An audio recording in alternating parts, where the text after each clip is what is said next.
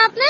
मैंने बांसुरी लेनी है। बांसुरी की ਹੁੰਦਾ ਹੈ ਪੌਸੜੀ ਲੈਣੀ ਆ ਉਹ ਜਿਹੜਾ ਕ੍ਰਿਸ਼ਨ ਵਜਾਉਂਦਾ ਹੈ। ਜਿਹੜਾ ਕ੍ਰਿਸ਼ਨਾ ਵਜਾਉਂਦਾ ਹੈ ਹਾਂ। ਕੀ ਕਹਿੰਦੇ ਆ ਉਹਨੂੰ? ਬਾਂਸੁਰੀ। ਬਾਂਸੁਰੀ ਨਹੀਂ ਕਹਿੰਦੇ ਬਾਂਸੁਰੀ। बांसुरी। हाँ बांसुरी लेनी है। क्या लेना है आपने? मैंने बांसुरी लेनी है। बांसुरी की ਹੁੰਦਾ ਹੈ ਪੌਸੜੀ ਲੈਣੀ ਆ ਉਹ ਜਿਹੜਾ ਕ੍ਰਿਸ਼ਨ ਵਜਾਉਂਦਾ ਹੈ। ਜਿਹੜਾ ਕ੍ਰਿਸ਼ਨਾ ਵਜਾਉਂਦਾ ਹੈ ਹਾਂ। ਕੀ ਕਹਿੰਦੇ ਆ ਉਹਨੂੰ? बांसुरी। ਬਾਂਸੁਰੀ ਨਹੀਂ ਕਹਿੰਦੇ ਬਾਂਸੁਰੀ। बांसुरी। हाँ बांसुरी लेनी है। क्या लेना है आपने?